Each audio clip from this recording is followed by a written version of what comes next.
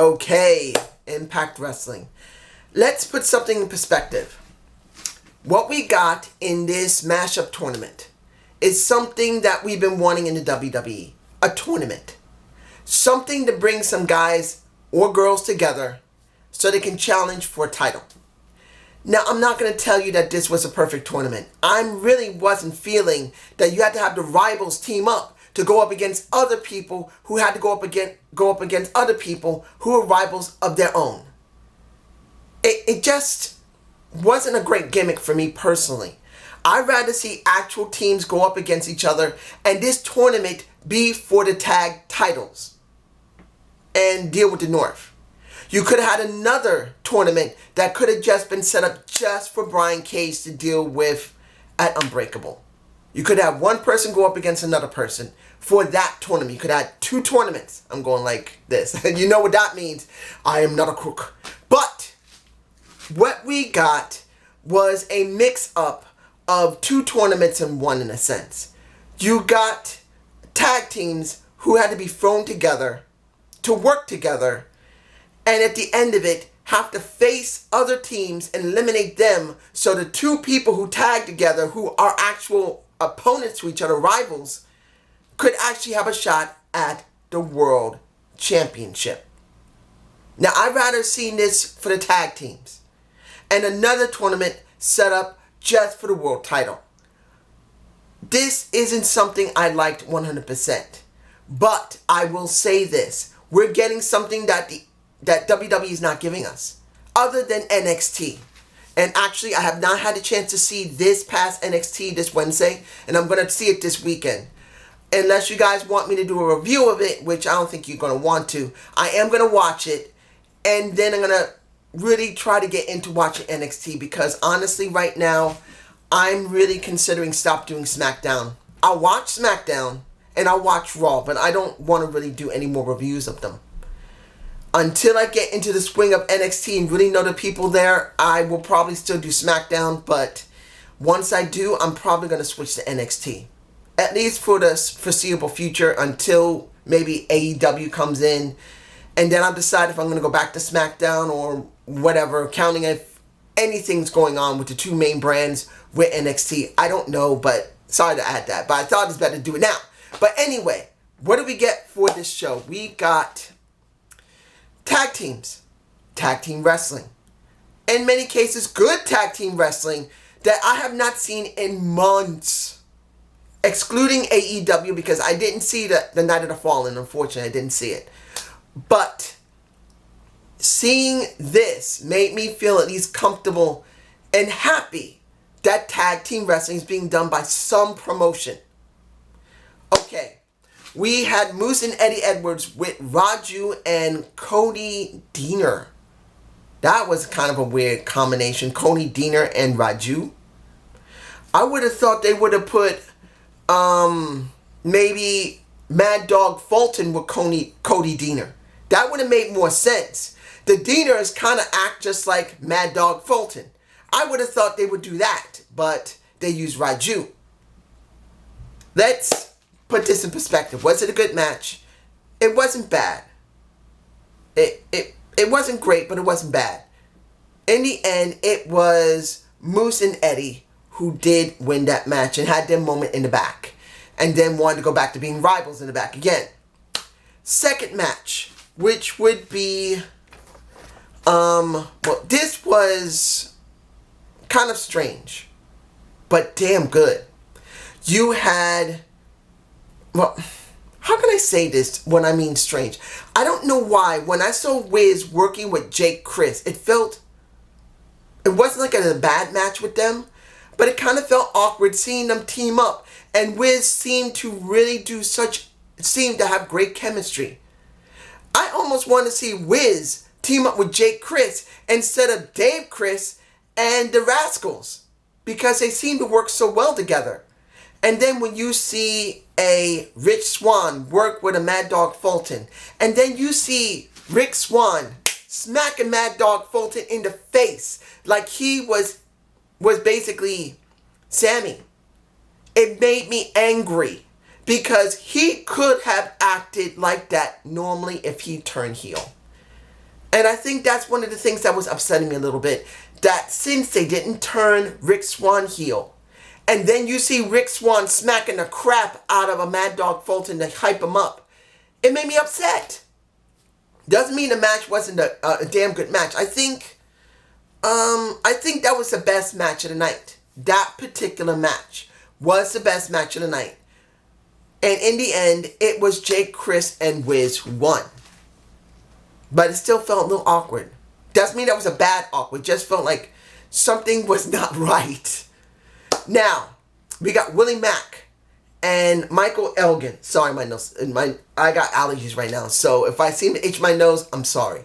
Michael Elgin and Willie Mack versus Austin. The reason I'm boxing this in my face right now, you got Stone Rockwell coming back to work with Ace Austin because of his stupid attitude, could not find anyone to work with. I think he went with Bruce Price at one point. I can't remember his name. And he even asked Madison Rayne to team up with him. So he got Stone Rockwell to team up with. It's still in my face. It was a funny match when Stone Rockwell was involved in it. When it came to Ace Austin, he made the match really well. It flowed very well with him when it worked with Elgin and Willie Mack. Stone Rockwell was just stupid. In the end, Willie and Elgin wins. And I still laughed. Here's the match that got me... Here's the thing. Maybe I should wait. I'm going to wait. David Chris and Trey versus Sammy and Tessa Blanchard. Now, I know you're going to be wanting my thoughts on Tessa. I will do that at the end of this review. I will. But was the match good? It was good. Tessa did well. Sammy did well. They did a lot of tags.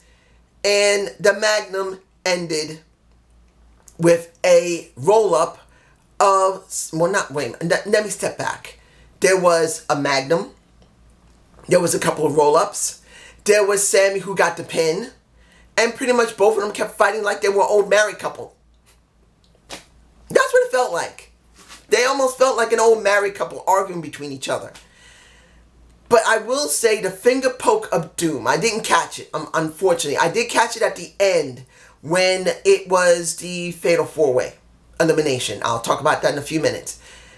That was funny. He did make a promo talking about doing the finger poke of doom, which David Chris didn't seem happy about it. But he did it. And that, I felt, was a problem for me.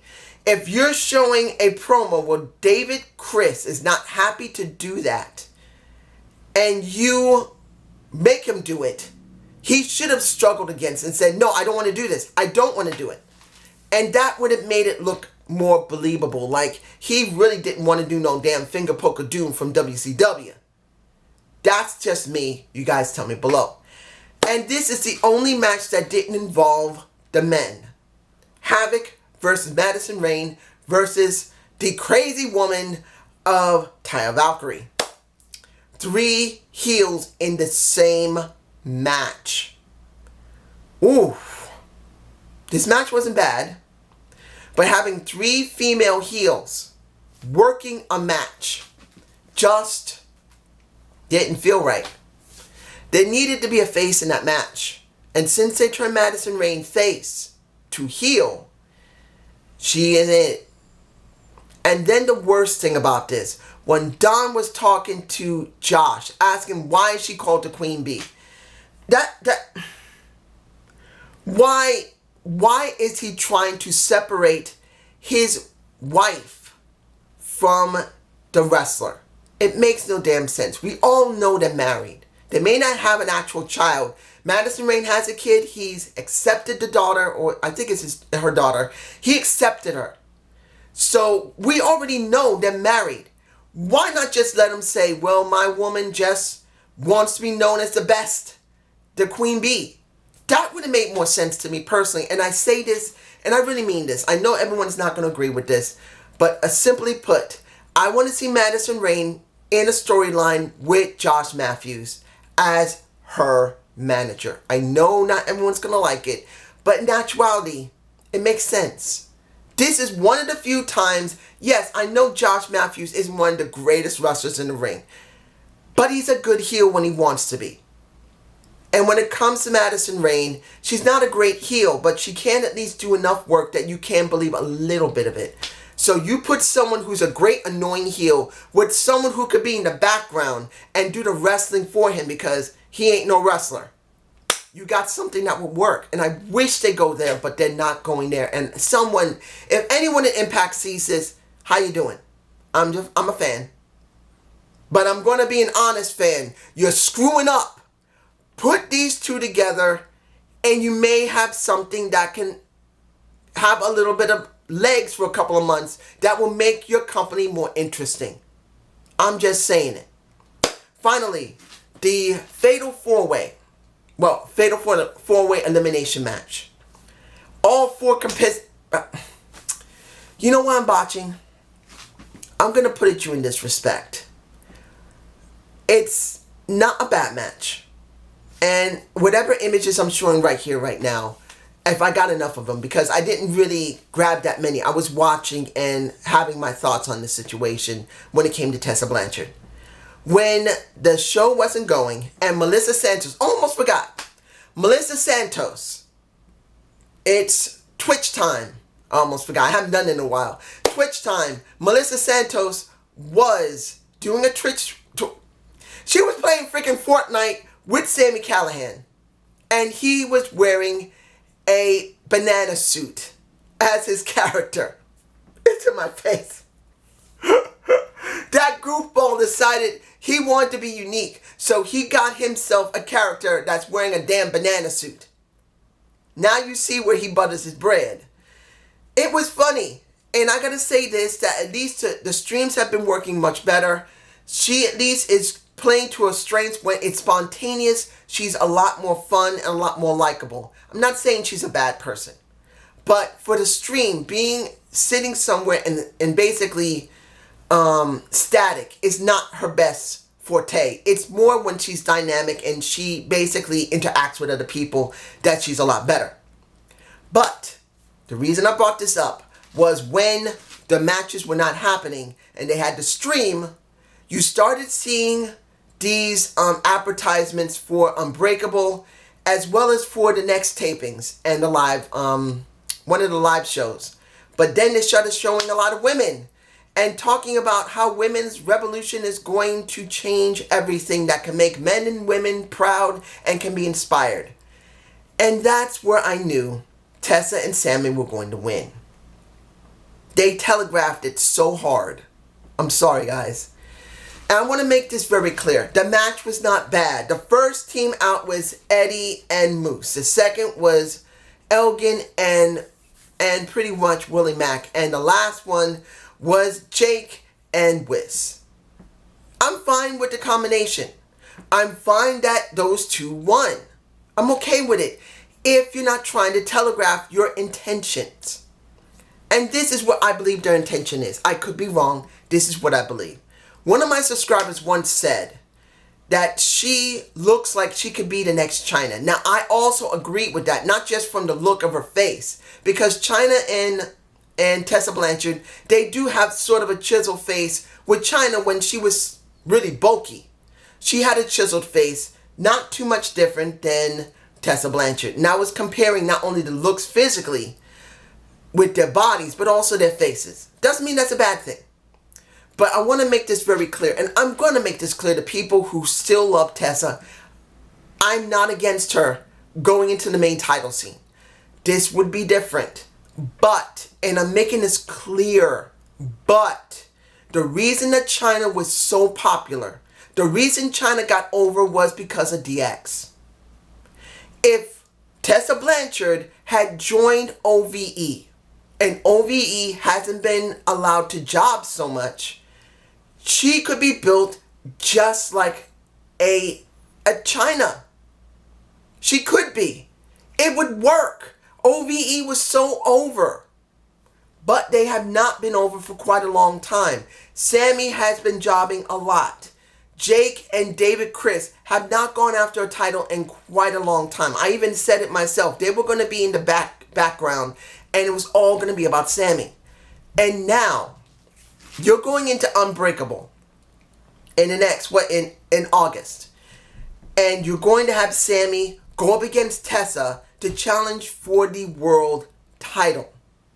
If this was the X Division, and I'm being honest here, if this was for the X Division, this would make a lot more sense. Because you don't have OVE behind Tessa. She's challenging a member, the head of OVE, to see if they can go up against, guess who? Brian Cage. Even if Brian wasn't a champion and it was Michael Elgin, you're still having Brian Cage or Michael Elgin go up against Tessa Blanchard. It makes no sense. If she is going to go into the main title scene, and let's say she does win Unbreakable, she needs OVE as her support. If she doesn't have Sammy change his mind, or she change her mind about Sammy, and they work together, this is going to turn out so bad. I'm sorry, guys. I'm not against Tessa Blanchard. But the person who is writing this, if they're doing it the way I think they're going, because it still could be Sammy versus a Brian Cage. No problem with it. Because I haven't seen Brian Cage much go up against a Sami Callihan.